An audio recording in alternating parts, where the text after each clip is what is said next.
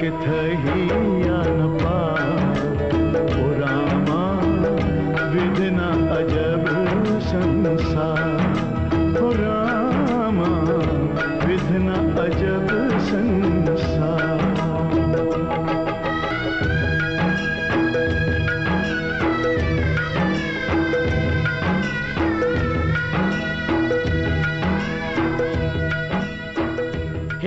दुर्गा, लोगन के दुख दर्द दूर करने वाली, मुझ जैसे पापी का उद्धार कर दा मैया। अपने पाप के बोझ कंधे पे लिए घूम घूम के थक गईली मैया। हमार कौनो ठौर ठिकाना नहीं हो माँ। अब तो अपने आप से नफरत हो गई हो मैया। हमें अपने चरणों में जगह दे दा मैया। हमें अब मौत दे दा मैया। हमें मौत दे दा, तभी जाके हमारी आत्मा की शांति मिली मैया। हमें मौत दे दा।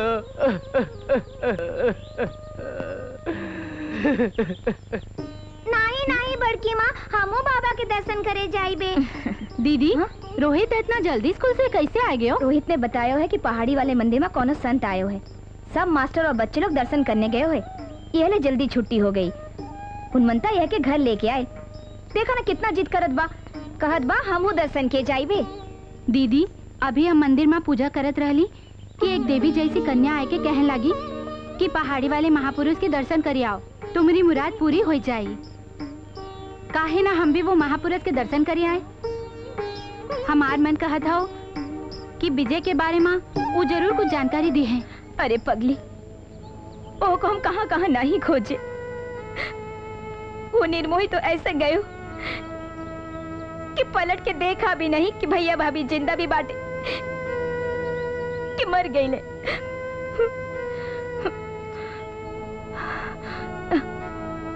ठीक बा, अगर तू कहत हो तो हम तोहरे जेठ जी से बात करबे। भगवान करे कि तोहरा कहना सच हो जाए।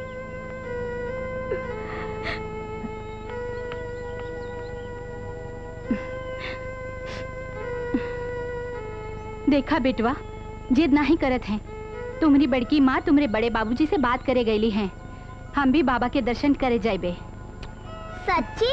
पहले हम बड़के बाबूजी के पास जात हूँ।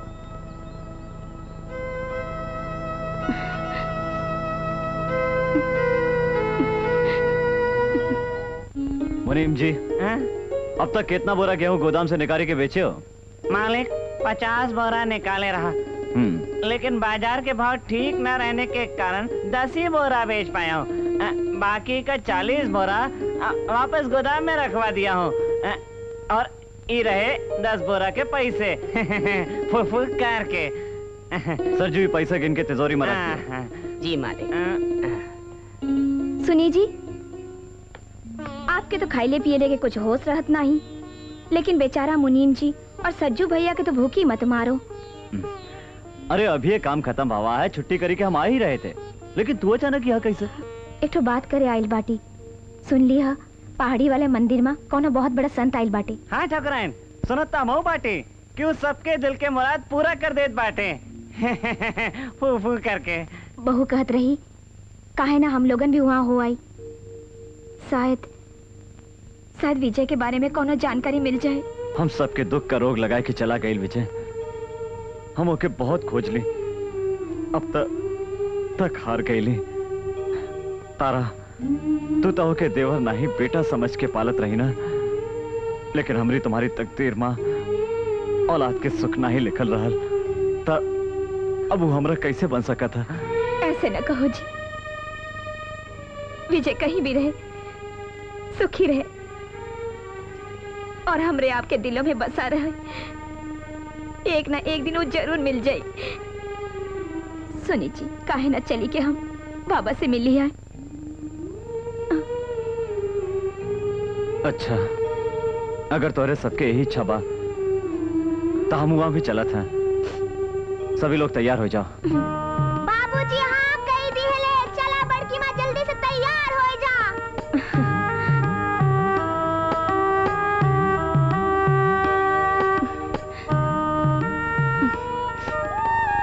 हम जानत बाटी हम गुनाहगार हैं। आज 5 बरस से हम पश्चाताप की आग में जरत बाटी। दीदी और जेठ जी सहारा न दिले होते तो शायद हम जिंदा भी न रहती। हमरे स्वामी, हमरे देवता, तुमरी निशानी, तुमरा बेटवा हमरे पास बा। अरे हमरी बहना, हमरी लाडो, तू फिर से काहे रोत बाटू? चला चला आंसू पोछा। भाभी तो है बुलावत बाटी। कौनो पहुंचे हुए महाराज गांव के बाहर डेरा डारे हैं। पता नहीं हमार मन कहत बा कि विजय बाबू के बारे में कौनो अच्छी खबर मिले वाली बा।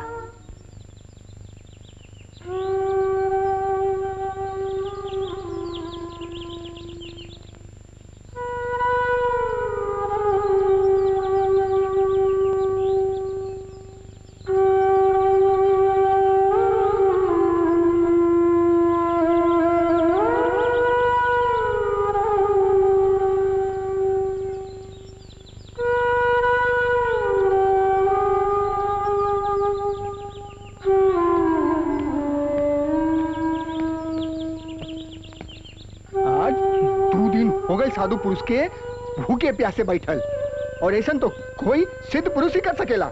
हमको तो लागत है भैया अपन गांव के किस्मत ही बदले वाली है। और लोटवा के देखा इनमें रखल दूध जमकर दही हो गई ला, पर एक पिए के तो दूध छुआ तक नहीं, मुएले नहीं, छूलन तक नहीं।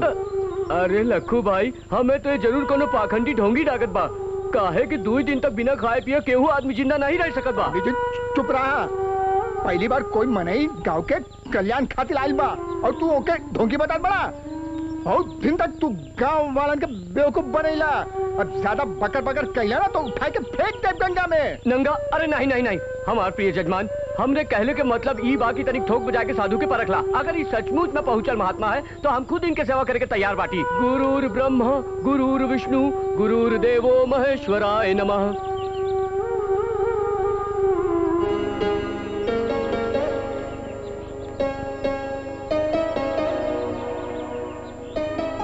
महाराज, हमरे बिछड़ गए देवर विजय हमें मिलाए देवो। कहीं कोनो ओ का अता पता नहीं। हम बहुत परेशान बाटी। हम आपसे हाथ जोड़ के विनती करत है, हमरे विजय से मिलाए देवो महाराज। महाराज, यह दुखियारी का दुख हर ला। आप तो अंतर्यामी है, भला आपसे का छुपल बा। बहुत उम्मीद लेके आपके पास आइल बाटी, हमें खाली हाथ मत लौटावा। नहीं भाभी नहीं, हम पापी हैं भाभी। पापी पर और पाप काहे चढ़ावल चाहत हो आप? विजय। हाँ भाभी, हम आपका भागा विजय डर डर के ठोकर खाए रहल बाटी, सिर्फ यही बतावे के खातिर कि हम निर्दोष हैं भाभी। हम कुछ भी नहीं कैली भाभी, हम निर्दोष हैं। हमें पता हवा कि तू निर्दोष बाटा। अच्छा भवा कि तोहार भैया या नहीं आए, वरना तोहार ये हालत देख के उनका छाती फट जाती। हाँ विजय बाबू, बड़े सरकार तोरे बिना पागल सा हो गए हैं। तुमसे मिलके वो बिल्कुल ठीक हो जाइए। माई बाप बच्चन के डांटा थे, तहे का मतलब ये नहीं भवा कि बच्चा घर छोड़ के चल जाए, और तू घर छोड़ के चल गई ला। हम तो हर ये भूल माफ कर दी हली, और देखा पारो के घर के बहू बना ली हली। देखा वो तो से मिलने आइल बा। नहीं भाभी नहीं, यही औरत के कारण हमरे घर में दरार पड़ी गई। हम ऐके कभी माफ नहीं कर सकत हूँ। अनजाने में भाई भूल के लिए माफी चाहत हूँ। हमें माफ करे दा, वरना हम मर जाए। औरत तो हारी बच्चा बिन माँ की हो जाए। माफ कर दे, बड़ा प्यारा बिटवा हो तोहार। जब तू घर छोड़ के चली गई ना, तब तोहरे बेटवा के देख के हम जिंदा रहनी। याद कर जब शादी के बाद हम पहली बार घर में आईली, तू छोटा सा रहला।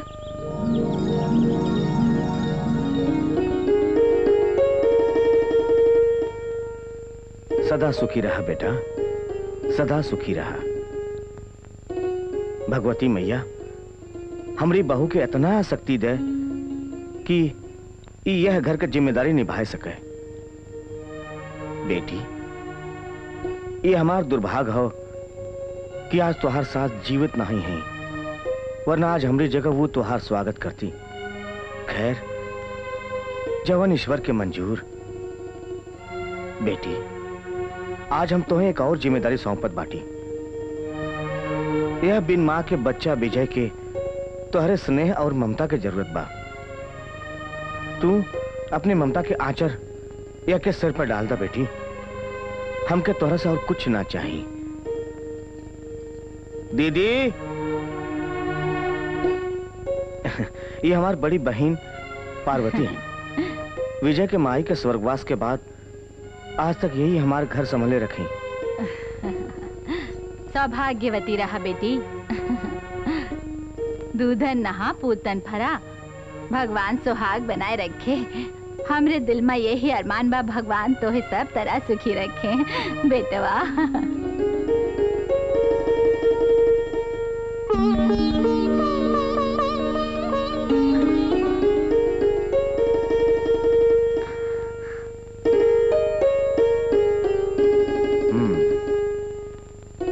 हमार वर्तमान और भविष्य दोनों ये वक्त तोहरे घूंघट में कैद बा। का हम अपने जिंदगी के एक झलक देख सका था? हमें कोई जवाब नहीं मिलल और ये घूंघट की वजह से हम चेहरे का भाव भी नहीं पढ़ सका था।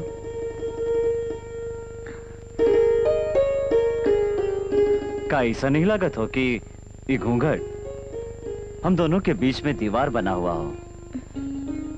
अब अगर ये दुश्मन के हटाए के अपने चांद से मुखड़े का दीदार करवाए दा तब बड़ी मेहरबानी होवे।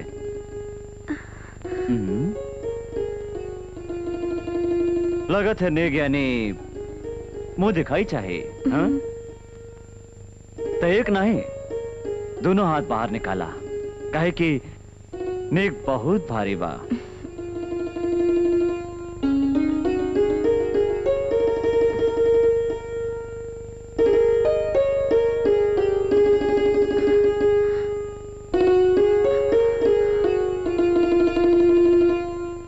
मर्द के शान और इज्जत उनके सिर की पगड़ी होता। आज हम आपन और अपने खानदान के शान, इज्जत, मान, मर्यादा सब तो के सौंपत बाटी। देखिए ये पे आंच ना आवे, हमें कबो नीचा ना देखे के परे। आपका ये नायाब तोहफा सर आंखों पर, आपकी ये तोहफा पर, आपकी ये दासी की जिंदगी का एक एक पल, एक एक सांस कुर्बान बा। जे दिन कुल की मर्यादा पर आंच आवे की बात हुई, वो दिन हमारी जिंदगी की आखिरी दिन हुई। तारा, तू जितना सुंदर बाटू उतना ही समझदार भी। लगत तैयबा की दुर्गा मैया एक अनमोल रतन हमारी झोली में डाल दे लेन। हम दुर्गा मैया के लाख बार आभारी बाटे।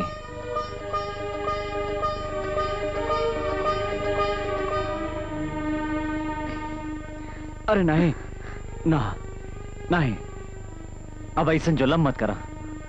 तोहरी जगह हमरे पाँव में नहीं, हमरे दिल में हा।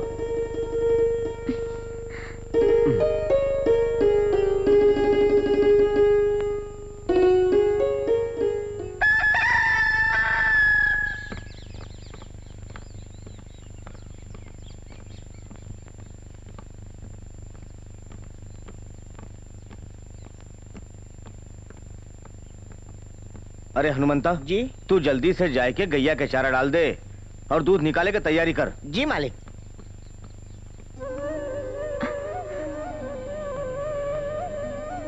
सौभाग्यवती रहा। मालिक काम तो सब पहले से ही भया पड़ा है। के कैलस? बाबूजी, हम गैया को चारा भी डाल दी हली, दूध भी निकाल ली हली और गोबर भी उठा ली हली। हमसे कोनो गलती तो ना भई बाबूजी? बेटी हमार मतलब ई नहीं बा।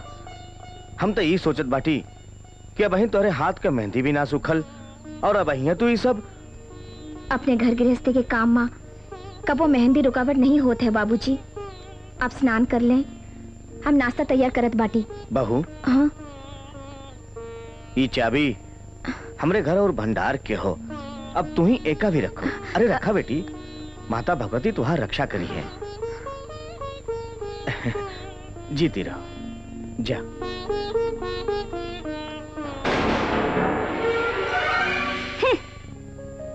सरपंच जी, भगवान हमरे साथे बहुत अन्याय कैले। पहले तो हमार बहन पार्वती विधवा हो गई, फिर हरीश के माई छोट से विजय के दुनिया में छोड़ के स्वर्गवासी हो गई। दुखों का पहाड़ टूट पड़ल। लेकिन सरपंच जी फिर से भगवान पे भरोसा होए लागल।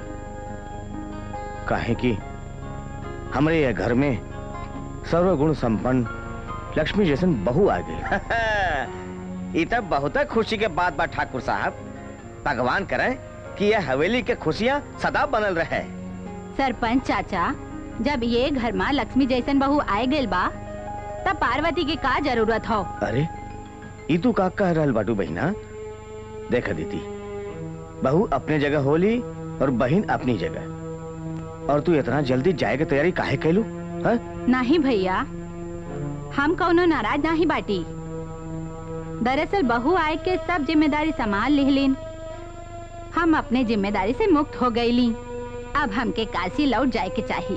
दीदी, अगर तू यहाँ कुछ दिन और ठहर जातू तो हमें बड़ा खुशी हो। शिवरात्रि भी आ गई है, थोड़ी का मन भी उचाट गया हो। इसलिए भैया अब हमें जाए दा। ठाकुर साहब, पार्वती का मन तो पूजा भक्ति में लागल बा, तो आप रुकावट न डाली, इनके जाए दी। ये यहाँ रह के आपके बहुत सेवा कर चुकली। ऐसा बात नहीं है सरपंच जी। बात ये है कि ये हमार बहन है। एक यहाँ से चल गए से ये घर उदास हो जाए। अगर जाए के फैसला करी ले बा तो अब हम नहीं रोकब। ठीक है मुनीम जी। जी यह के बनारस जाए वाली गाड़ी में बैठा है। बहुत अच्छा। काशी एक्सप्रेस 2 घंटा बाद जाई, वही में बिठा दे। हाँ अच्छा दीदी, बनारस पहुंचने के बाद राजी खुशी के खबर देत रही है। तू अपन ख्याल रखी। हाँ अच्छा दीदी, जा। हाँ भैया।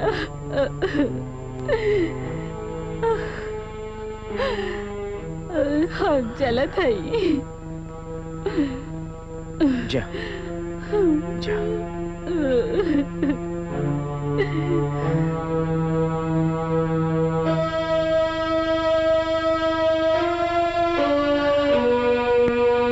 कैसे होई मिलन वह रानी, कैसे होई प्रेम। अरे पंडित जी, जयराम जी की। जयराम जी की लखू भाई, ये सवेरे सवेरे कहाँ से आ रहा है बाटा? आवत नहीं जात बाटी। ठाकुर साहब के यहाँ दावत बाना तो वही खाना खाए जात बाटी। गाना गावे जा रहा है बाटा? लखू भाई, तू तो ठाकुर के यहाँ नौकरी करत रहला, ये गाना गावले के सब कब से लग गइल? अरे गाना नहीं, खाना खाना खा जात बाटी। अच्छा अच्छा, खाना खाए जात बाटा। इतना चिल्लात काहे बाटा? हम कब बाहर हई? अरे नहीं बैठा, तू कहाँ बैठा तो हम आई आम। छोड़ा तू आज बाल बच्चन कैसे बात? ये बैंगन है, बाकी तरकारी बहुत महंगी बाना, पूरा 10 रुपए किलो। अरे हम बैगन के बात नहीं कर बाटी, हम तो बचवन के बारे में पूछता नहीं। अरे लखू भाई, मैं पूछले के का बात बा? ये सारन के आगी में भूज के भरता बनैबे, बड़ा ही मजेदार बनत हो। और बाकी तोहरे भी बच्चे मायके से आए गईले। ए भगवान, कहाँ से बहिरा का भेज देला सवेरे सवेरे हमार दिमाग चाटे के। ए पंडित जी, अब तू जा, रुका मत। नहीं नहीं, हम रुक नहीं सकता हूँ भैया, हमरे घर जल्दी पहुँचे के बा। अगर घरे पहुँचे में देर हो गई तो हमार बीवी बहुत मरकैया है। चला हम चला था, फिर मिलबे। जय राम जी की, जय राम जी की, जय राम। फिर मिलबे? ससुरा हमका पागल कुत्ता कटले बजा तोरा से फिर मिलबे? सारा बचवन का हालचाल पूछा तो कहा तो भुर्ता बना के खाइबे तार तो। नालायक, बाजी, बदमाश, कितना दफा समझाली, बदमाशी मत कर, बदमाशी मत कर, मत कर। तू मुनीम का आंख फोड़ दिया। कहाँ है, कहाँ है? हम तो हाथ टांग तोड़ दे, हाथ तोड़ दे।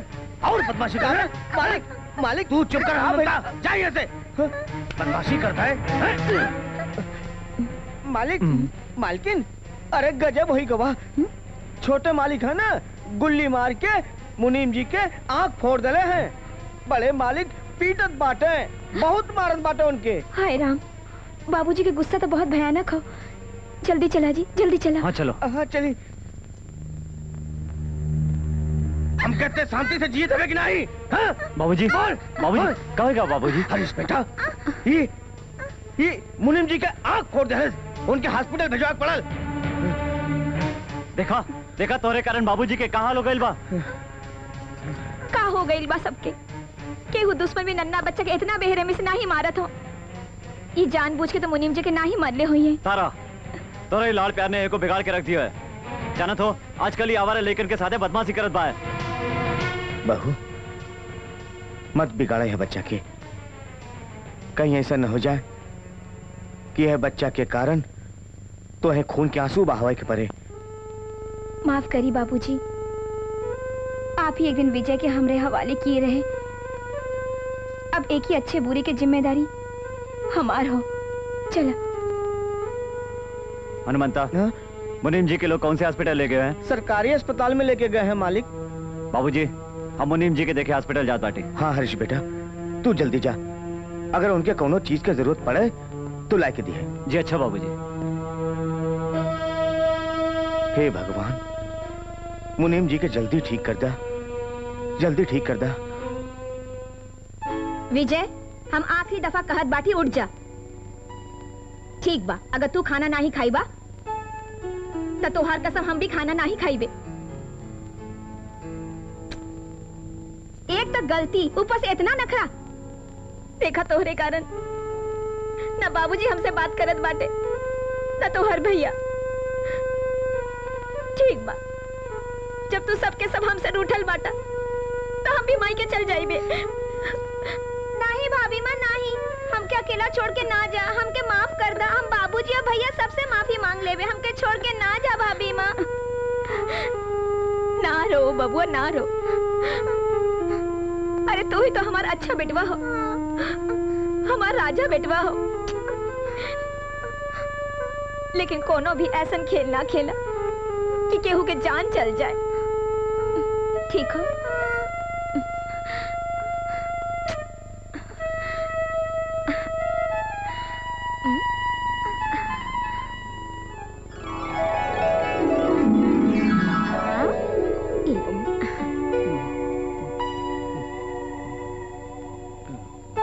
बस बस भाभी बस। बस एक अब निवाला हमार और। पेट भर गई। भाभी जब तू इतने प्यार से खाना खिलावेलू ना तो ऐसा लगेला कि जैसे यशोदा मैया अपने किशन कन्हैया के खाना खिला रही हो। का बात हो, आज बड़ी मक्खनबाजी हो रही हो। आखिर चक्कर का हो? उ का हो कि बात ऐसा हो भाभी कि वो थोड़े पैसे। पैसा? कल ही तो 200 रुपए ले गई रहला। अरे भाभी माँ, वो तो न जानी कहाँ गिर गई। ई देखा हमार पॉकेट कैसन फाटल बा। ठीक हो, इतना बड़ा हो गईला लेकिन अब तक पैसा संभारे नहीं आइल। ए हट। विजय बाबू, बाहर तोहार दोस्त कुंदन और राजू आइल बाटे। भाभी बाहर हमार कुछ दोस्त आयल बाटे। अच्छा तो हम जात बाटी। हाँ, अब तो काहे रुकबा, पैसा जब मिल गवा। मालकिन, विजय बाबू के दोस्तन के चाल चलन कुछ ठीक नहीं लागत हो। अरे पहले तू अपन चाल चलन ठीक करा, मालिकन मन नुक्स निकालत फिरत हो। हाँ? यहाँ तो अच्छी बतिया भी इनके खराब लागत बा। हमार का, हम तो चुप पे रहबे, लेकिन जय दिन तेवर के पोल खोली तो रानी साहिबा गांव में मुंह दिखावे के लायक न रही है। हाँ विजय आता तू गईला, ई रही रानी। अरे भैया बीबी। और ईरा हमारे का। ये ले। अरे दोस्तों, ये नई लड़की कौन है यार? अरे विजय, ये तो मास्टर दीनानाथ की बिटिया हो। शहर से आयो बीए का फाइनल करके। अरे वो तो बिजली हो, करंट मारी हूँ। बात तो तू सही कहता हो, लेकिन है के पटावल कैसे जाए यार? ये तो अच्छा मजाक हो गई ले। पटाया कैसे जाए? विजय कहत बाटन की पटाया कैसे जाए? ये तो हो ही नहीं सकेला। चल तू एक्टिंग करत बाटा ना। चल हम बतावत बानी। चल सुना। हाँ यार, बतिया तो तू ठीक कहला। एक काम करा का, तोहरे लोगन यहाँ खेला, हम अभी आवत हैं। अरे ये तो गया काम से। हाँ ठीक है, चल खेल रहे। चल चल चल चल चल।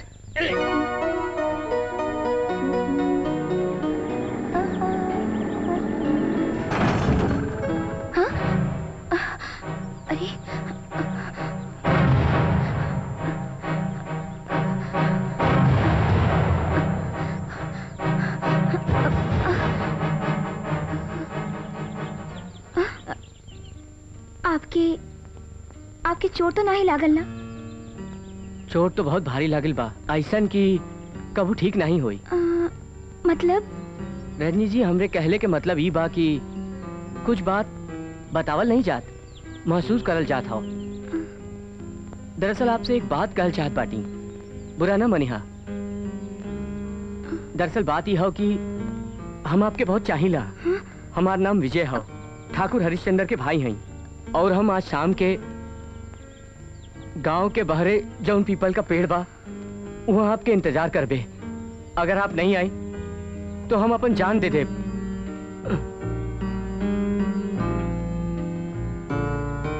शाम ठीक 5 बजे गांव के बहरे जौन पीपल का पेड़ बा वहां इंतजार करबे, भुलैया मत, जरूर आई। हाँ,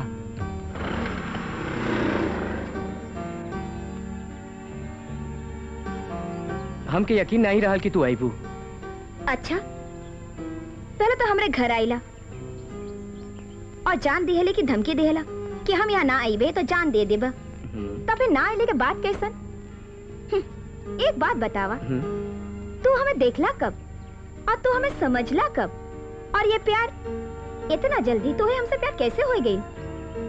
जी एक बात कही, पुरान आशिक लोग कहले बाटे प्यार कईल नहीं जाला, हो ही जाला।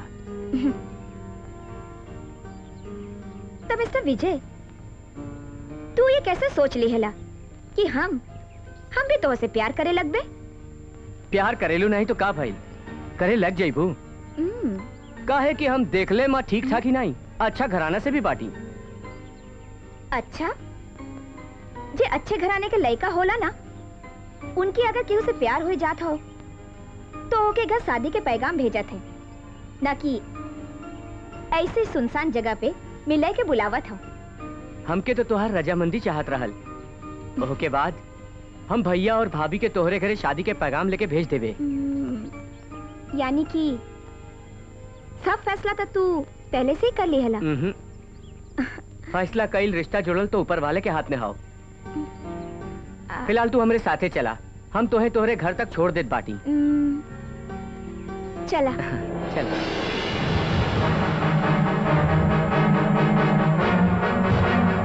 यार विजय, पास का गांव में दो एक छमिया डेरा डाले बाटे। अच्छा, अरे यार का नाचली दोनों। अरे हाँ, हम सभी तो गए देखने के लिए। याद नहीं हाँ, कहाँ नाचा थी यार। हाँ बहुत बढ़िया। हाँ भाई, लेकिन आज हमारा जेब खाली बा।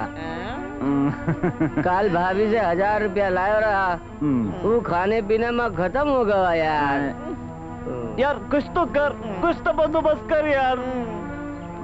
ये वो देखा मुनीम। ए भाई, मुनीम से कुछ पैसा मांगला?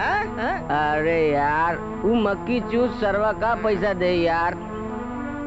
हाँ का बाप, कुछ करबा का तू? लेकिन ये पैसा के इंतजाम ये है सार करी। सही है बाप। हाँ, मरता का नहीं करता सरकार। अगर हम ये रुपया ना ही देती तो ही बखत आपके सामने हमार लाश पड़ल होत। वो हराम खोर हाउ कहाँ? अपने दोस्तन के साथ फार्म हाउस में सब लोग खूब तारीफ पियाले बाटन। ये छोकरा हमके बर्बाद करके रख दे। आज आ जावे दो के, हम ओके ऐसा सबक सिखाए कि जिंदगी भर याद रखी। देखिए बाबूजी, ये सब आपके बहुरानी के लाड़ प्यार के नतीजा हवे। ओके सर पे चढ़ा के रख ले बाटी। आज 15,000 रुपया ले गयो, कल घर के जेवर भी ले जाई। मुनीम जी कहलन और आप लोग मान ली हली। हमार विजय ऐसा हरगिज नहीं कर सकत। भला भला इतना रुपए वो का करी है? करी का? वो कमीना कहीं कोठे पे बैठ के पैसा लुटाए रहल होई।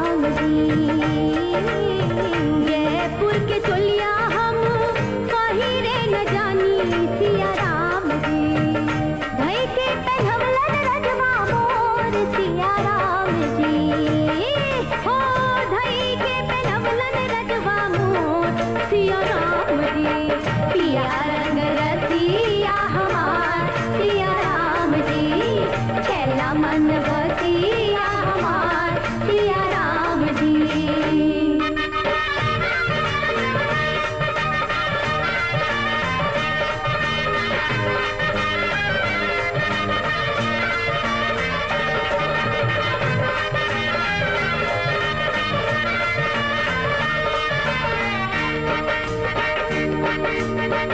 ले गइलन सैया मोहे बनारस बजरिया, बनारस बजरिया। ले गइलन सैया मोहे बनारस बजरिया, ले गइलन सैया मोहे बनारस बजरिया। बनारस के सड़िया की अइलन सावरिया, बनारस के सड़िया की अइलन सावरिया। बनारस के सड़िया हम पहिरे न जानी सिया राम जी, ओ धई के पेनवलन रजवा मोर सिया राम जी, हाँ धई के पेनवलन रजवा मोर सिया राम जी। पिया रंग रसिया हमार सिया राम जी, छैला मन बसिया हमार सिया राम जी।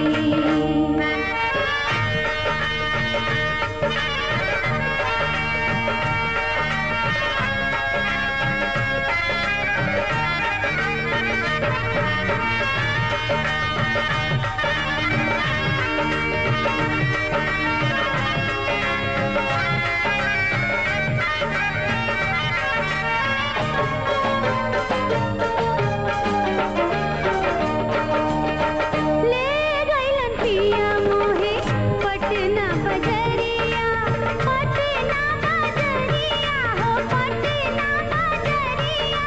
ले गइलन पिया मोहे पटना बजरिया, पटना बजरिया के आई दिहलन चूड़िया, पटना बजरिया के आई दिहलन चूड़िया। पटने की चूड़िया हम पहिरे न जानी सिया राम जी, ओ धई के पेनवलन रजवा मोर सिया राम जी, ओ धई के पेनवलन रजवा मोर सिया राम जी। पिया रंग रसिया हमार सिया राम जी, छैला मन बसिया हमार सिया राम जी।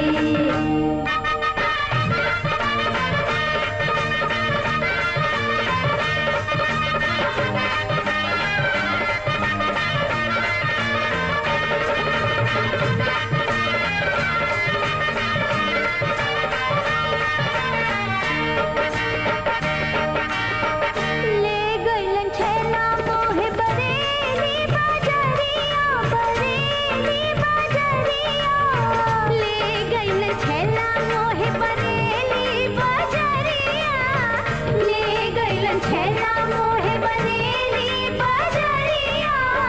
बरेली के झुमका पियैलन सावरिया, बरेली के झुमका पियैलन सावरिया।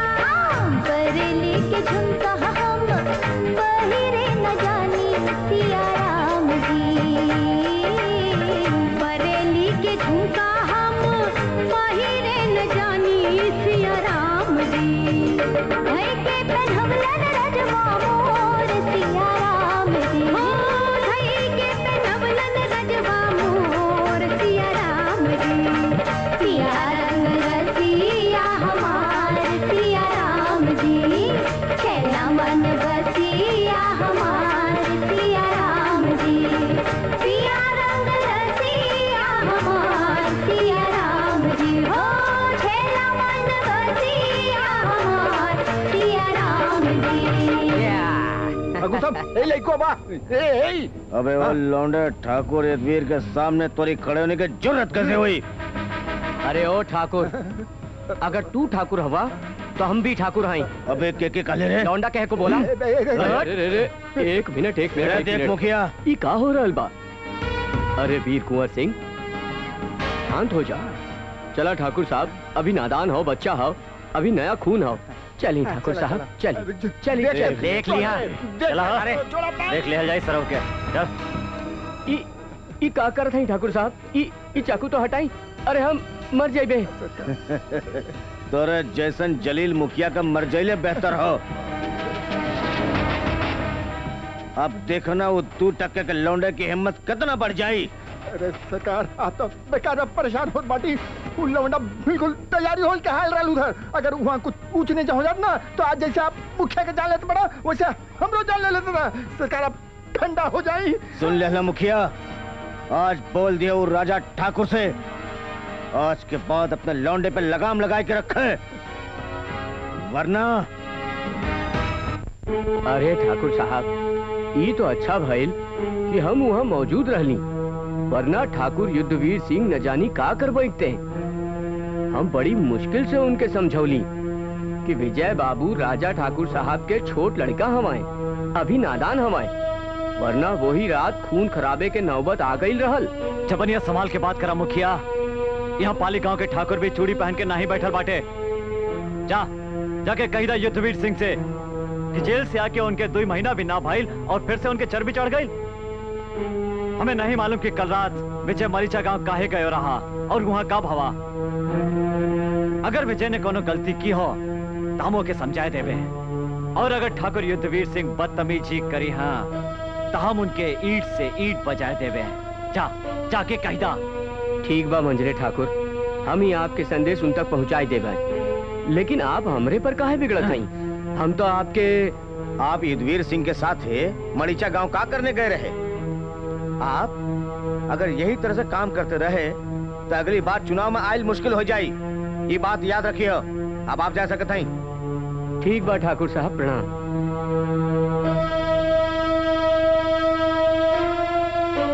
बलमा हमार मोटर विजय बाबू तू यहाँ सड़क पर घूम घूम के पैक पर पैक पी रहल बाटे आप भुला गई ना का हरीश बाबू तुमसे का कले रहलन कि आज बड़े सरकार शहर अनाज मंडी जई हैं और तो है उनके साथे जाए के बाद चली हमके माफ कर दे काका हमसे भूल हो गई अच्छा दोस्त हम विदा लेत बाटी विजय बाबू चली ना अरे आज सुन रहा तभी ससुरालपुरी के शुरू है विजय बाबू चली ना चली देर हो अरे रुको चली अरे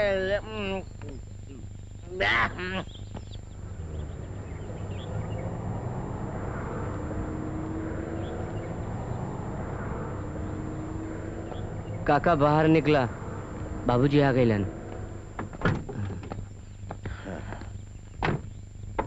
हनुमंता घर का ध्यान रखिए हम मंडी से आवत है जी चला विजय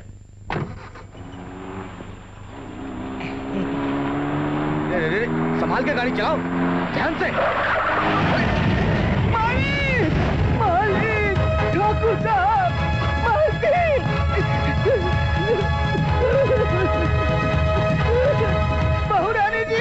बहुरानी जी का भैया का भैया ठाकुर साहब के एक्सीडेंट में मौत हो गई अरे राजा भैया के का भइल अरे हमसे बिछड़ गए अरे भैया ओके कभी समझ ना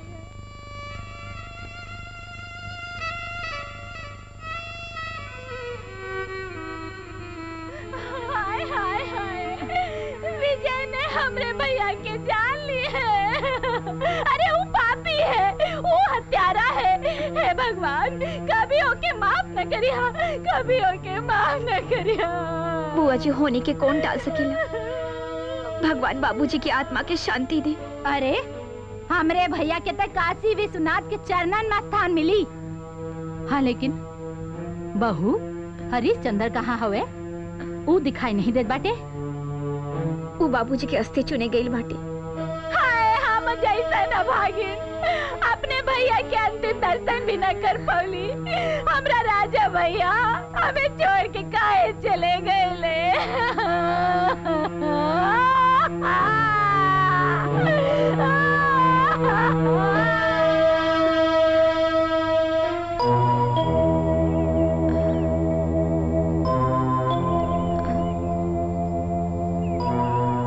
विजय, तू इतना उदास काहे बैठल हवा?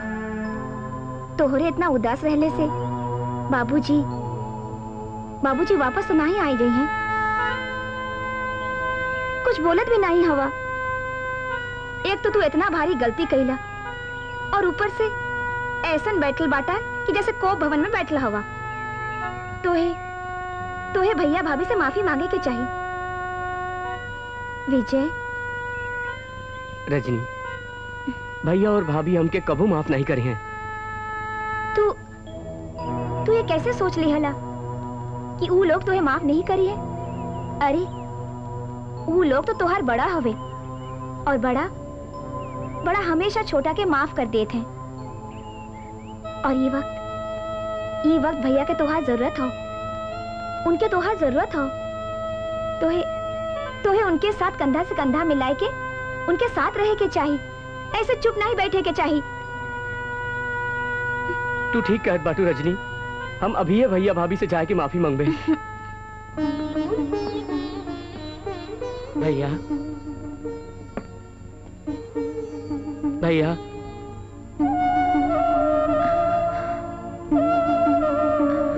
का हम अंदर आ सकीला? अब आ ही गए हो तो चला, बोल का बात है? कौन कसर रह गई बाका जो पूरा करने चला ही ले? हमके माफ कर दा भैया। अगर तू और भाभी माँ हमके माफ नहीं करवा तो हम जीते जी मर जाइबे भैया। माँ के सूरत तो हमके याद नहीं और अपने करनी से बाबूजी की भी खो बैठ ली। अब तो हार और भाभी माँ के ममता खो के हम ना ही जी पाइबे भैया, ना ही जी पाइबे भैया। बाबूजी की मौत हमारी आत्मा को झंझोड़ दियो है। हम बहुत अकेला हो गई ली भैया, हम बहुत अकेला हो गई ली। आप अपन और भाभी माँ के स्नेह छीन के हमके अनाथ ना बनावा भैया। बस एक बार हमरे सिर पे प्यार भरल हाथ रख दा भैया। तू जौन कहबा हम उहे करब, जौन कहबा उहे करब भैया। आज माफी मांगत हो, कल फिर वही गुंडागर्दी करबा? नहीं विजय नहीं, बस बहुत हो गए तोहर नाटक, बहुत हो गए भैया। तोहरे चरणन के सौगंध भैया, अब ऐसा कौनो काम नहीं करबे जैसे तोहरे दिल के दुख पहुँचे। अरे एक करमजला मनहूस, हाँ? पैदा होते ही माई के खा के तोर पेट नहीं भरल, क्या बाप के भी खा गई ले? अरे तोहरे माफी मांगले से कहा हमार भैया वापस आ जाइए। बुआ जी, बाबूजी तो वापस नहीं आई है, लेकिन विजय के माफी मांगले से और भैया के साथे काम में हाथ बटावले से बाबूजी की आत्मा की शांति जरूर मिले। विजय नहीं, विजय नहीं, तोहरे सिवा ये दुनिया में अब हमार भी के बा। हाँ ना रो भाई। भैया बुआ जी। अरे चल, हमरे पाँव के हाथ न लगा, सारी दुनिया माफ करी दे, लेकिन हम ना ही माफ कर बैठोगे। भाभी माँ हमको माफ कर दे। पश्चाताप के भट्टी में जल के इंसान सोने से कुंदन बन जाता हो। कुंदन अब बीत गए कल के बेसार के, आने वाले कल के सवाल ला। हम तो है यही नसीहत दे सकत हूँ विजय, ना रो। यार हाँ सत्यानाश हो गए यार। हम लोग सिगरेट से बीड़ी पे आ गए ले। अरे अगर विजय मिल जात ना तो सारा कष्ट दूर हो जात। अरे अपन दोस्त विजय। हाँ? अरे कहाँ रुका, कहवा हवा यार? कब से तो ढूंढ के परेशान हो बाटी। हम भैया के साथे काम काज में लग गई ली। इतना गांधी जी का उतार हो गए भाई, अब अपन ऐश कैसे हुई सोच। यार तू फिक्र मत कर। हाँ हमारे दिमाग में ना एक ठो आइडिया बा, कैसे ना आइडिया? जिससे ना ये विजय है ना सीधे रास्ते पे आ जाइए। क्या बात कर? हाँ तब मिलाओ हाथ। हाँ। एक तो बात कहे। बोला ना, एक ठोका। आज तो जितना चाहा उतना बात कहिला। कहा दरअसल बात यह है कि अब हम तो से एक पल भी दूर नहीं रह सकीला। अगर हम सच कहीं त तोहरे बगैर हमहू ना जी सकीला। हर पल तोहार याद में डूबल रहिला। बस अब तो सब कुछ तोहरे हाथ में बा। अपने भैया भाभी से बात करा ना जल्दी से। हाँ रजनी, अब जितना जल्दी हो सकी हम अपने भैया भाभी के तोहरे बाबूजी के पास भेज देबे। हम तोहार और तोहार भैया भाभी के अइले के इंतजार करबे।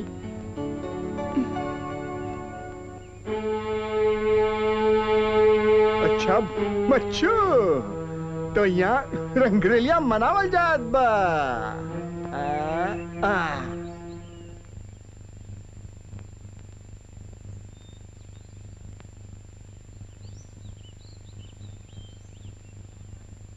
पाला इस सरकार के आजी गरीब के कैसे याद कैली माई बाप।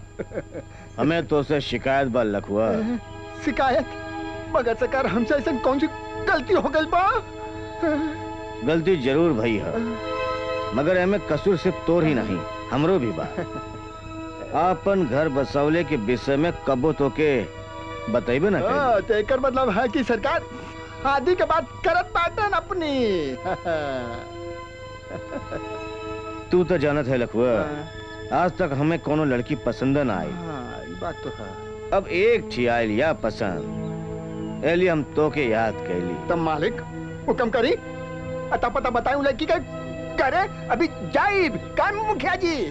लखुआ, तू अपने लच्छेदार बातन के ऐसन चक्कर चला दे कि लड़की वाले इनकार ही न कर सके। अरे मुखिया जी ऐसा चक्कर चलाइब न की तो हूँ तंग रह जाइबा। वाह जाना था लखुआ, अच्छी तरह जाना था। अब तक तू जौन कुछ भी कहला वो सब जाना था, मगर अब तो हमरे विषय में का कर सकी हो यही जानना बाकी है। अरे मालिक ये हमें जाने के काब, हम तो ये जानत बाटे कि जौन भी लड़की ये हवेली में आई महारानी बनके राज करी, नोटवन पर सोई, हीरा मोती में खेली। हाँ बस आप होए वाली महारानी के नाम बता द।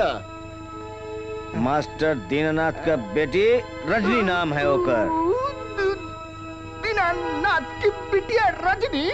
ये तो हमार सौभाग्य हो ठकुराइन बहन कि तुम हमरे घरे आई लो, पर तू तो हमके बड़े दुविधा में डाल दे लो। देखी ठकुराइन जी, बेटी तो पराया धन होली, हमें बेटी के एक न एक दिन तक विदा कर ही के बाद, और तो हरे घरे गले से हमार गौरव बढ़ी ना। लेकिन ठकुराइन जी, विजय बाबू का चाल चलन कुछ ठीक बुरा न मनी है तारा बहन, लेकिन विजय बिटवा के बारे में इतना बहुत कुछ सुन रखा हो कि हम मानत हूँ कि विजय बहुत शरारती रहा, बुरी संगत में बिगड़ गए रहा, लेकिन आजकल वो बहुत सुधर गए है। अपने भाई के कामकाज में हाथ बटावत हो, मंडी में जाके अनाज बेचत और खरीदता हो, बड़ी लगन और ईमानदारी से काम करत हो, एक एक पाई के हिसाब अपने भैया को देत हो। मेहरबानी कह के ये रिश्ता से इनकार मत करा मास्टर जी, अब वो बहुत सुधर गए है। ठकुराइन जी, ये बात तो ठीक हो कि अब वो सुधर गए, लेकिन कौन जाने कि फिर से पहली वाली हरकत शुरू कर दे। हमने विजय को अपने कोख से जन्म ना ही दियो है, ना ही आपन दूध पिलायो है, लेकिन एक जन्म देने वाली माँ से बढ़ के पालन पोषण कैली ओह का। हमरे गोद में खेल के वो जवान भवा हो, ओह की जिम्मेदारी हम लेत मास्टर जी। हम आप सबके वचन देते हैं कि अब अगर विजय कोनो गलत काम करी है ना तो हम उनका मुंह ना ही देखबे। ठीक बात ठकुराइन जी, बात पक्की हो गई। हम ठाकुर साहब से मिलकर लगन का मुहूर्त निकलवा ले। बहुत बहुत बधाई होवे। आपके भी बधाई हो ठकुराइन जी, बहुत बहुत बधाई हो। शुक्रिया मास्टर जी।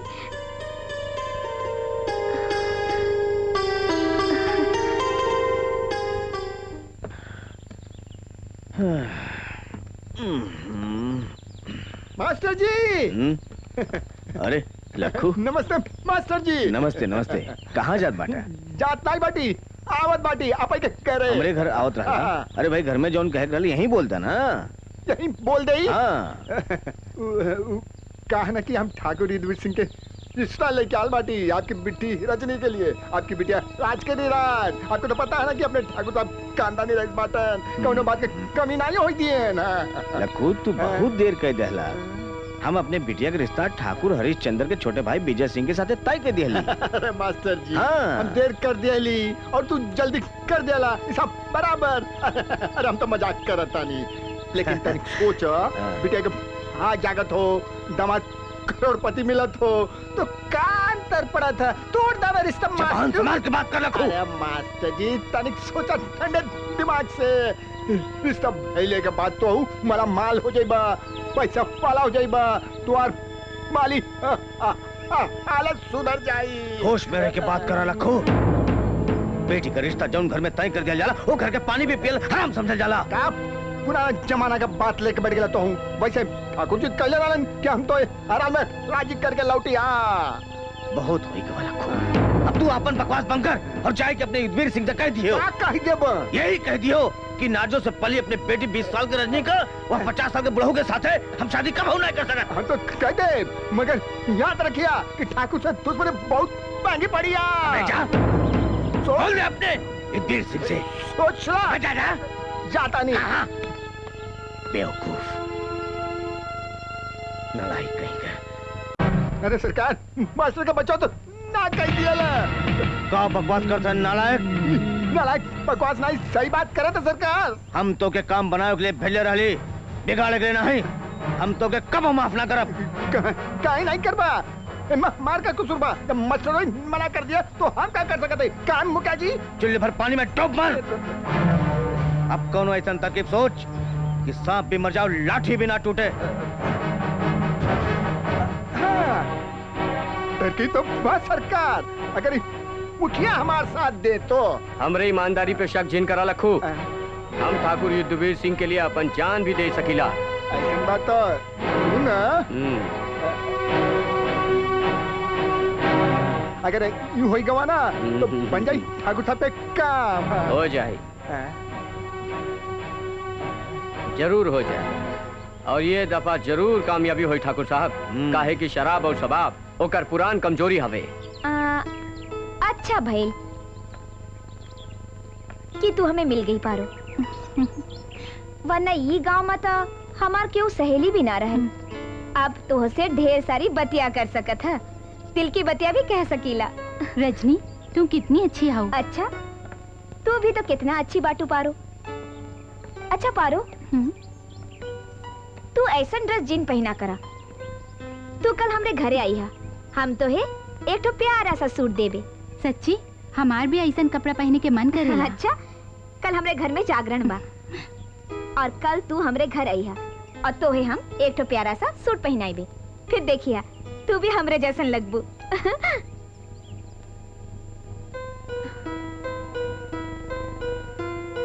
बुआ जी दूध पीला।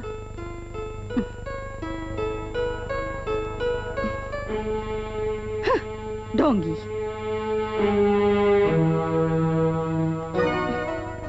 अब एक का बंद करा। ईला दूध और दवाई खाइल ना भूलिया। जी भाभी। हमारी दुलारी भाभी।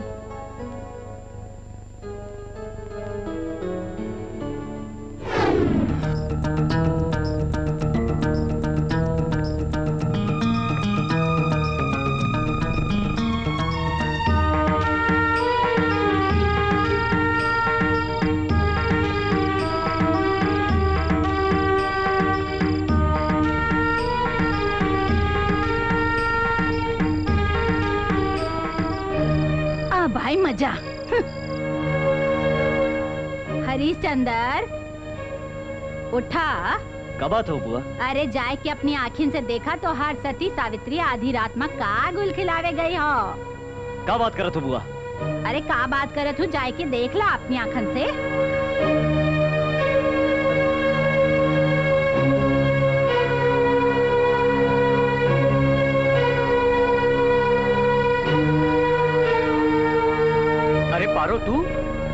आदमी के बातों में का करत बाटू? और बेशर्मी के भी कोनो हद बाकी नहीं। बेशर्मी कैसी? हम तो से प्यार करीला। प्यार? अरे तू डाका डारत बाटू, डाका अपने सहेली के प्यार पे। जंग और प्यार माँ सब जायज हो।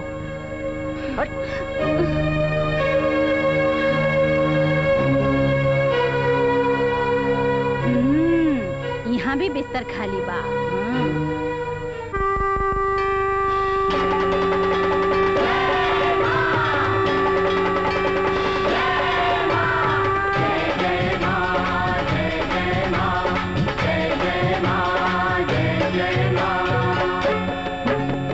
सदा भवानी दाहिनी गौरी पुत्र गणेश, पांच देव रक्षा करें ब्रह्मा विष्णु महेश भोली माँ। बैल चढ़े शंकर मिले, गरुड़ चढ़े भगवान, सिंह चढ़ी शक्ति मिली, पूर्ण हो सभी काम भोली माँ। जय माँ जय माँ जय माँ, जय माँ जय माँ जय माँ, जय माँ जय माँ जय माँ, जय माँ जय माँ जय माँ। ज्योत जली जग चानन हो गया भोली माँ, करें संगता जय जयकार, तेरिया जोता तुम्हें बलि हारी जाऊं, ओ तेरिया जोता तुम्हें बलि हारी जाऊं, तेरिया जोता तुम्हें बलि हारी जाऊं। चल भगता दुर्गा पूजिए भोली माँ, शेरा वाली हुई है दया, देवा तो मैं बलि हारी जाऊं, ओ देवा तो मैं बलि हारी जाऊं,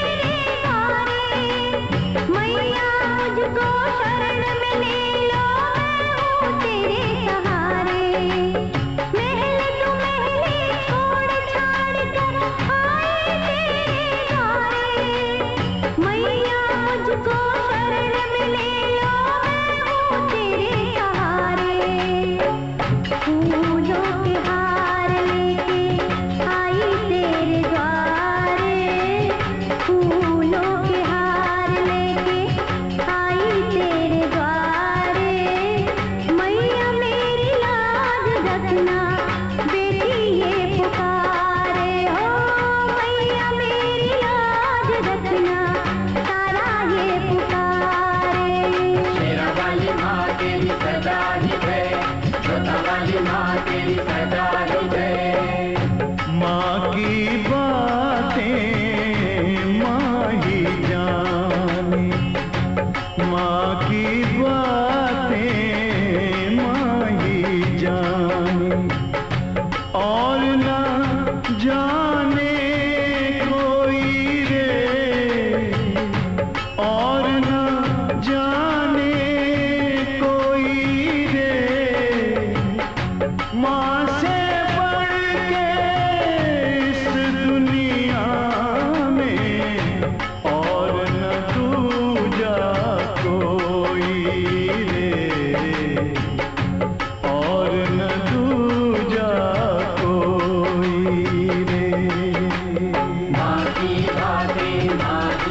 जाने, माँ की बातें नहीं जाने।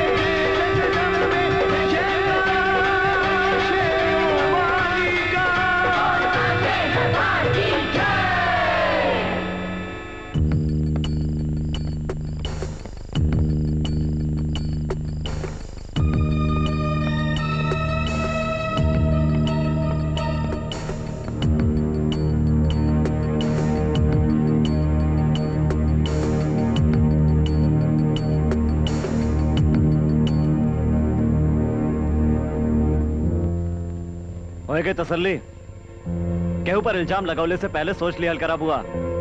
हमके मालूम हो कि तारा कहाँ गई ली, लेकिन काहे गई है ये हमको मालूम करना है, और क्या आता ही सब मालूम हो जाए। आज ये झूठ नहीं बोल सकत, काहे कि हम ओके चप्पल उठाए लाए हो सबूत के तौर पे। तो बेटा हमरे ऊपर काहे बिगड़त बाटा? हम तो घर के मान मर्यादा के ध्यान में रखी के बात करत बाटी। इतना राती के बहू बेटी घर से बाहर नहीं जात है, और ई बात भूल गईला रावण घर सीता रहलिन ता अग्नि परीक्षा लिहले के बाद भी श्री रामचंद्र जी उनके वनवास मत छोड़ दिए रहलन। हाँ।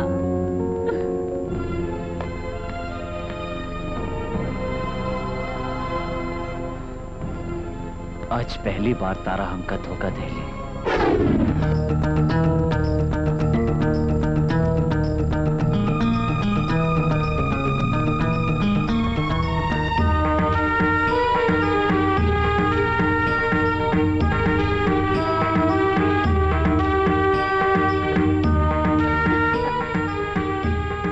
जाग रहल बाटी? जागी नहीं था का करी। एक अच्छा घराना की बहू बेटी अगर रात भर घर से बाहर रही है तो उनके पति का हाल का होई, अब तो ही बतावा। इतनी बड़ी परेशानी माँ हम कैसे सोच सकत हूँ? हम तो मास्टर दीनानाथ जी के यहाँ माता के जागरण में गए रहली। काश इस सारी बतिया हमके बताए के गई हो। तू नहीं जाने लो कि हम तोहे कितना चाहेला। जबले हम तोहे अपने आंख से देख नहीं लेत हूँ तबले हमके और हमरे आंखन के चैन नहीं मिलत। हमके माफ कर दई। रउआ इतनी राती के हमके हवेली के बाहर गईले की इजाजत नहीं देती। यह सोच के हम रउआ के नहीं बतवली।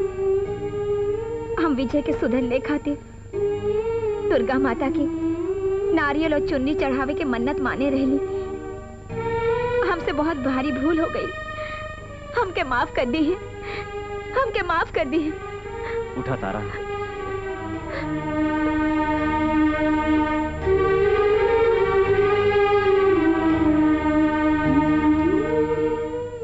हम जानत हैं कि हमार तारा कभी गलती नहीं कर सकेले। याद रखिया तारा, हमसे छिपाई के कौनो काम जिन करिया। हम वचन देते हैं। तारा। पंडित जी, जब मुहूर्त सबसे अच्छा और शुभ होवे, वही मुहूर्त परा में शादी करे के बाद। का हो मास्टर दीनानाथ जी, तहु कुछ ऐसे ही चाहत रहला ना? हाँ पंडित जी, हम ठाकुर साहब के बातन से पूरी तरह समझ बाटी। बस लड़कन के शादी जितना जल्दी हो जाए, हमें अपने जिम्मेदारी से उतना जल्दी छुटकारा मिल जाए। बुध मंगल शनि।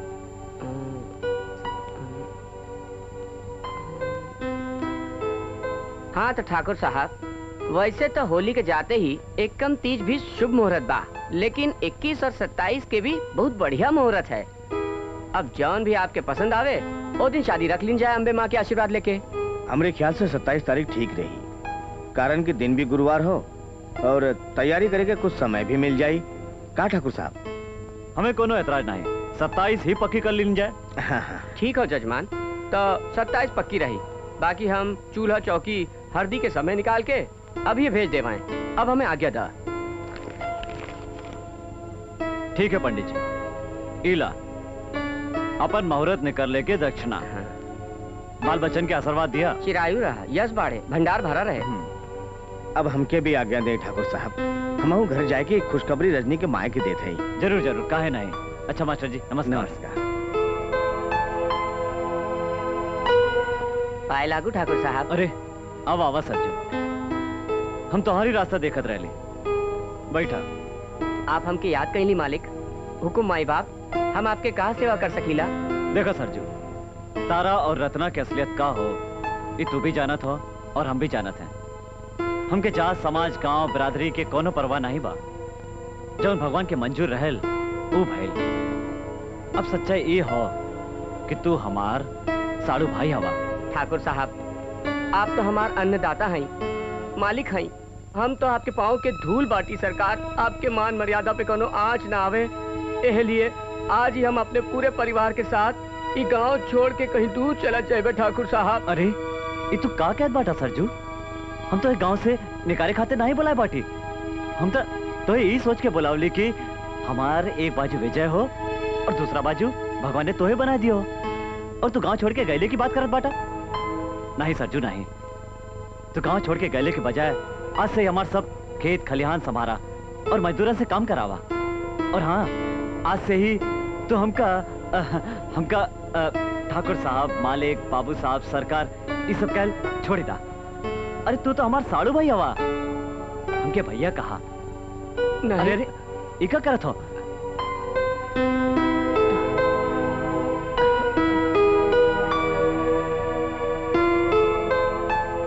आप सचमुच बहुत महान हैं भैया। आपके हृदय कितना विशाल बा।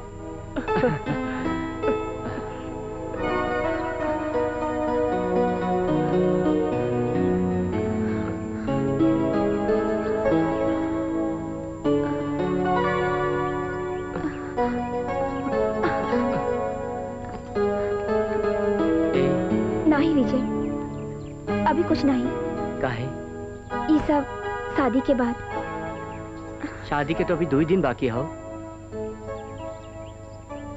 2 दिन बाकी बा, अच्छी बात बा। सुना है हमने कि इंतजार का फल बहुत ही मीठा होत है। मगर ये 2 दिन तक हम अपने दिल के कैसे संभरबे? जी ले बा, हमरे याद के सहारे। अब हमें जाए दो, शाम हो गई, हमके देर हो जाए, जात हैं। आवत हो होशियारी से।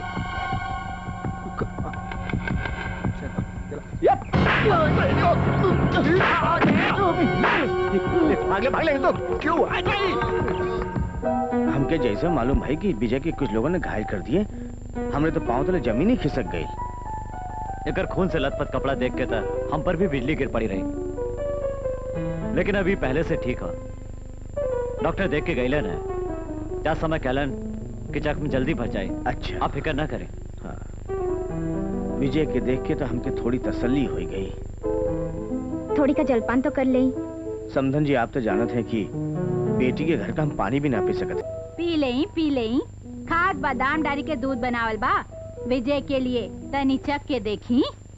जमाना तो तेजी से जरूर बदलत बा, लेकिन हम पुराने पीढ़ी के लोग हैं। दरअसल बिटिया के शादी से पहले हमके होकी ससुराल के आंगन में पांव भी ना रखे के चाहिए। लेकिन विजय की हालत आंखी से देखे चलिए रही। बुरा होए और दुश्मन के जे धोखा से वार कैलस। बस एक बार हमारा विजय ठीक हो जाए, फिर देखा तो उस सबके। अच्छा हरीश बाबू, हम चल रही। अब ये घर से हमेशा हमेशा के लिए हमार दाना पानी उठ गई। हमार भैया रहते तो इतना दुर्गति हमार ना ही हो। बुआ जी, तू तो नाहक नाराज होए के जात रहल बाटू। आज वो विजय के ससुर जी और पंडित जी के बुलवाए के दिन पक्का करत बाटे। बुआ जी, तू सदिया तक तो रुक जा तू।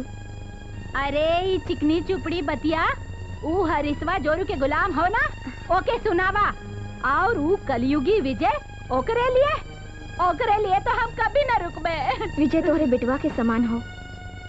ओह की गलती के लिए हम तोहसे माफी मांगत हैं। तू विजय के शादी तक जरूर रुक जा।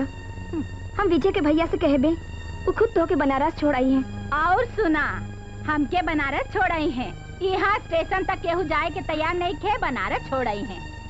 अरे का हो बुआ, का सचमुच जात बाड़ू? नहीं तो के दिखावे के लिए बोरिया बिस्तर बंधले बाटी, समझे? अरे हाँ बुआ, ये हो ठीक बा। अरे रामू, जल्दी बुआ के ले जा, कहीं अजुआ गाड़ी न छूट जाए। अरे नाच पीटे, काहे जाते जाते हमार जान जरावत बटे। देख बात कान खुल के सुन ले, हम साध्वी हैं, हमरी बदुआ मत ले, समझ ले? हाँ, देख हम जात बाटी। अरे छोड़ दे, आज हम नहीं। अरे बुआ जी, अरे छोड़ दे, हमरा बात सुन, जानत बाटी। बुआ जी, छोड़ मेरी बात दिखावा मत ही करा। गए ले। तू अपने शरारत से बाज नहीं आई बना। बड़ों के दुआ लेवे के चाहिए, बदुआ नहीं। भाभी दुखात बा। अरे छोड़ो भाभी, देखो कनवा निकल जाई।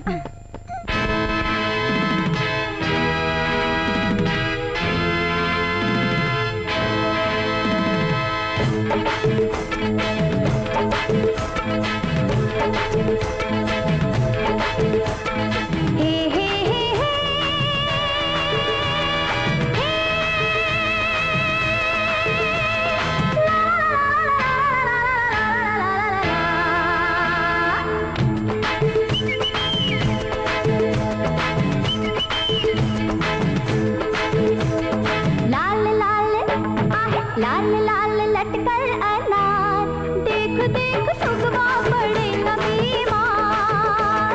लाल लाल लटकर अनार, देख देख सुगवा पड़े न बीमार। लाल लाल लटकर अनार, देख देख सुगवा पड़े न बीमार।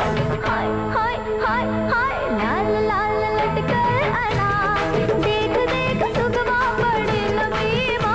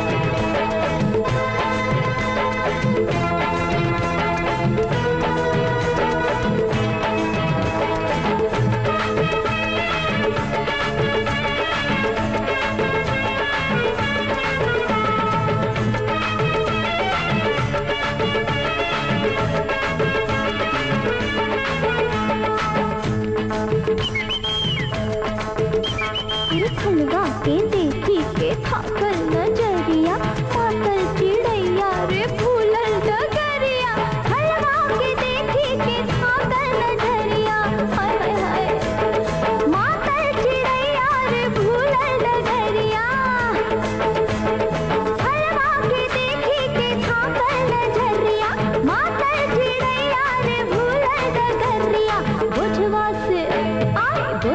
से झुकल है डार देख देख सुगवा पड़ेला बीमार लाल लाल लटकल अनार देख देख सुगवा पड़ेला बीमार लाल लाल लटकल अनार देख देख सुगवा पड़ेला बीमार हाय हाय हाय हाय हाय अरे लाल लाल लटकल अनार देख देख सुगवा पड़ेला बीमार लाल लाल लटकल अनार देख देख सुगवा पड़ेला बीमार देख देख सुगवा पड़ेला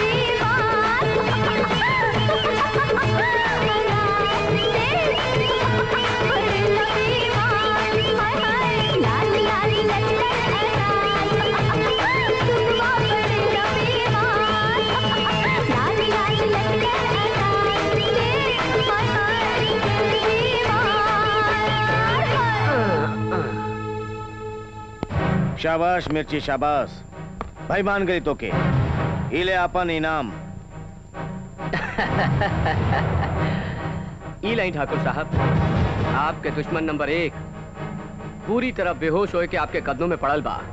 अब एके जिंदा ही हवेली के पीछे दफना देंगे।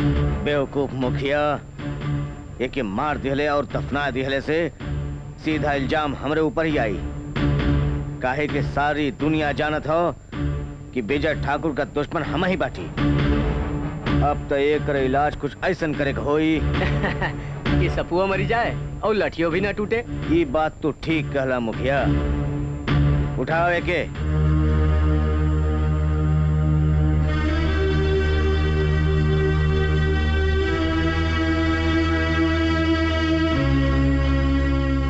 दीदी तो हमरा के बुलावलू? हाँ सज्जू भैया, हल्दी लगावे के खातिर सब औरत आई गई, लेकिन विजय का कुछ पता नहीं। सुबह बाहर जात समय हम कहले भी रहली कि जल्दी वापस लौट के आई हो, पर ये लड़का कभी कहूँ कि सुने तब ना। दीदी विजय बाबू तो खरिहान से 12-1 बजे ही लौट आइलन। बाहर बैठक में अपने भैया जी से पूछा कि कहीं ऊ तो नहीं ना कहीं भेजले बाड़न। ठीक बा, हम अभी पूछ के आवत बाटी। सुना हाँ? रत्ना और पारा भी अभी तक नहीं पहुँचलिन। हम जब घर से निकलली तो वो सब तैयार होत रहलिन, अभी आए रहल हुई हैं। पता नहीं काहे आज सुबह से हमरा मन बहुत बैठल जात बा। हे दुर्गा माता, कुशल मंगल से सारे काज पूरा करें।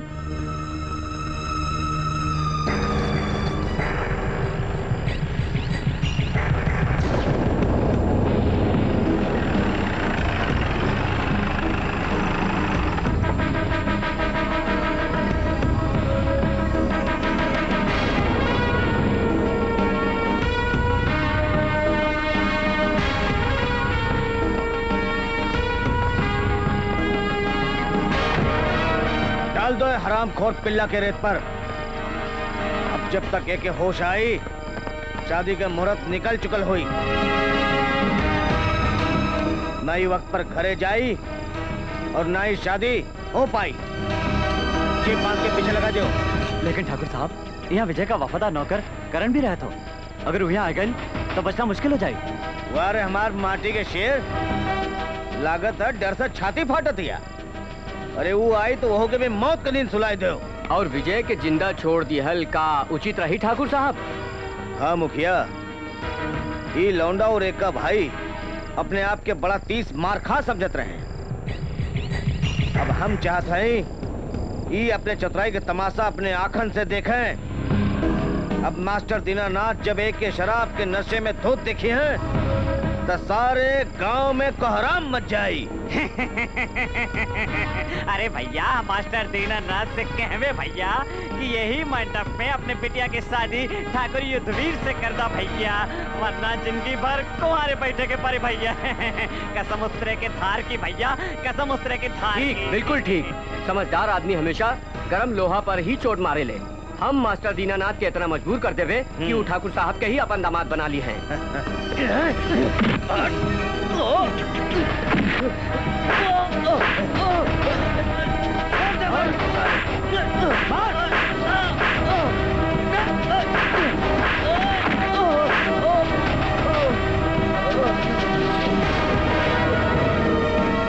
विजय तू यहीं रुका और आस पास के खबर हमके देते रहे। ठीक बा ठाकुर साहब।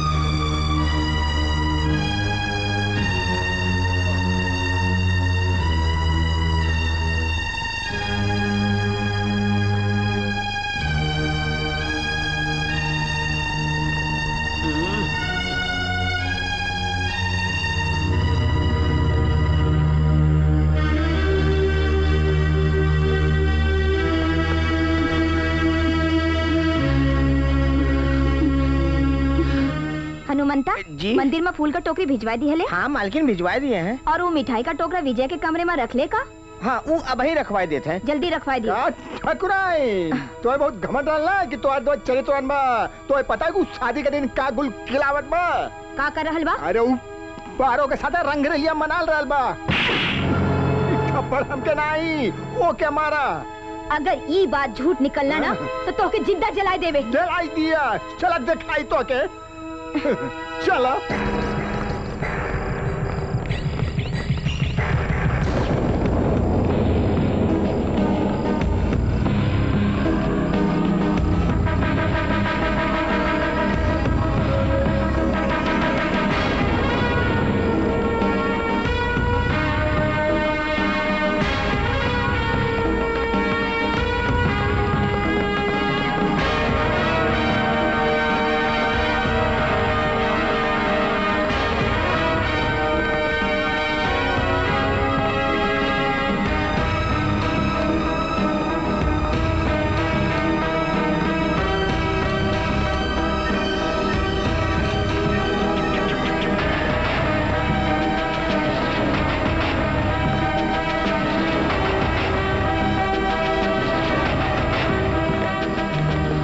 ठाकुर हरिश्चंद आई गल दिमाग ठिकाने पर। अरे तू तो बड़ी मान मर्यादा के बात करत रहा। देख लिया आज तुहार एक गंदे खून ने तो के का रंग दिखाई देलस। बड़ा नाज रहले तो अपने अय्याश भाई पर चलल रहला मास्टर दीनानाथ के बेटी के घर के बहू बनावे। अब बजावा बाजा लावा हाथी घोड़ा। आज हम भी तोरे भाई के बारात में शामिल हो। हम अभी तक हकीकत नहीं जानत पाटी। अगर हमार भाई कुछ भी गलत किए हुए तो हमों के सबके सामने गोली मारे देवे। ये गांव के इज्जत के सवाल है। अरे चला चला बड़ा इल हुआ गांव के इज्जत का ख्याल रखे वाला। आज तोरे जगह क्यों और हो तो चुल्लू भर पानी में डूब मरत। आज तोरे परिवार ने गंदे खून का असली परिचय दे दी। बकवास बंद करा युद्धवीर सिंह। पहले अपने गिरेबान में झांक के देखा कि तू कौन हवा। ठाकुर ज्वाला सिंह के रखेल का हरामी बेटा। अरे सूप बोले तो ठीक, जल्दी भी बोले 6,972 छेद। अभी का भूलल नहीं बा कि तू अपने भाई के कत्ल के जुर्म में उम्र कैद की सजा काट के आयो है। अरे हरिश्चंद्र आज तू कुछ भी बुरा भला कहला। आज सारा गांव हमारे साथे बा। आज विजय और तू यहाँ से बच के ना जा पाई बा। गांव वालों ये फार्म में आग लगा दो ताकि विजय जैसे पापी में जल के राख हो जाए। और अगर हमें केहू रुकावट डाले की कोशिश करे तो के भी यही आग में डाल दो। मालिक यह हरामखोर यही का आदमी लखोर मुखिया विजय के शराब पियोले रहे और यहाँ डाल गए ने। यह असली अपराधी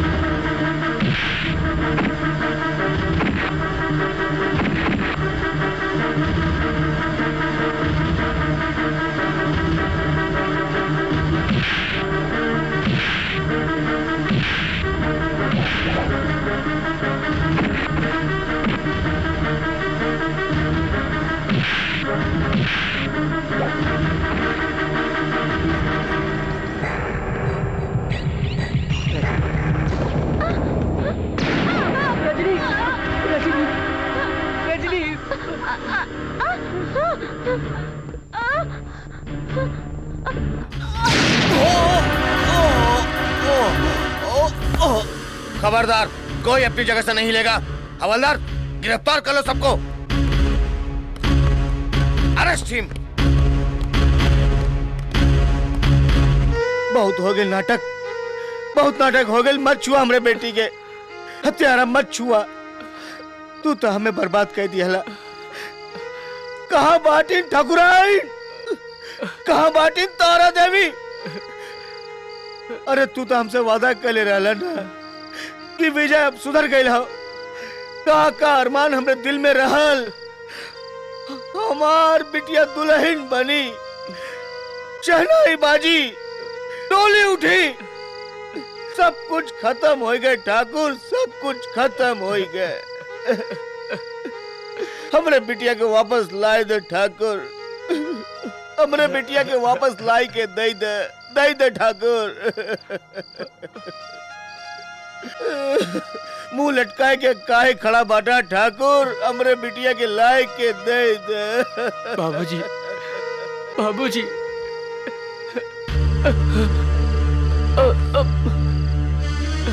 हमार मुंह काला करके का देखत बाटे? जा जा दबाओ जाए यहाँ से। आज से हम समझ में कि हमारा कोनो भाई नहीं रहा, हमारा भाई मर गया। तू मर गया हमरा खातिर, जा यहाँ से। भाभी, भाभी माँ, जा काहे नहीं, जा हमरे नजर से दूर हो जा। याद रखिए, आप अगर मनो सूरत देखवला तो हमार मरा मुख देखबा। नहीं भाभी माँ, ऐसा नहीं करा, हम निर्दोष हैं।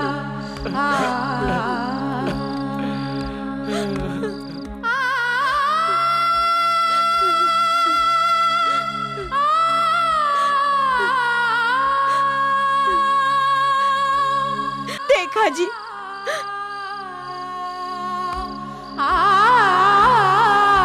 आज फिर हमार कोक सुन हो गए।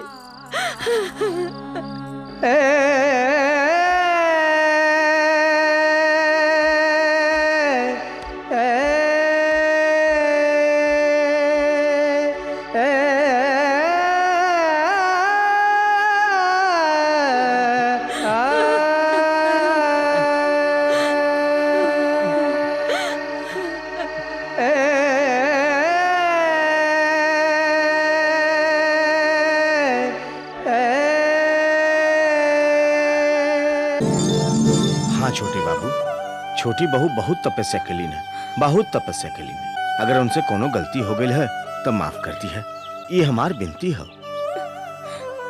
विजय, हम लोग सब पुरानी बात भूल जाइबे और अपन जिंदगी दोबारा शुरू करबे। तू घरे चला, तोहार भैया तो देख के खुश होई है। चला बेटवा। हाँ छोटे बाबू, चला चला चला।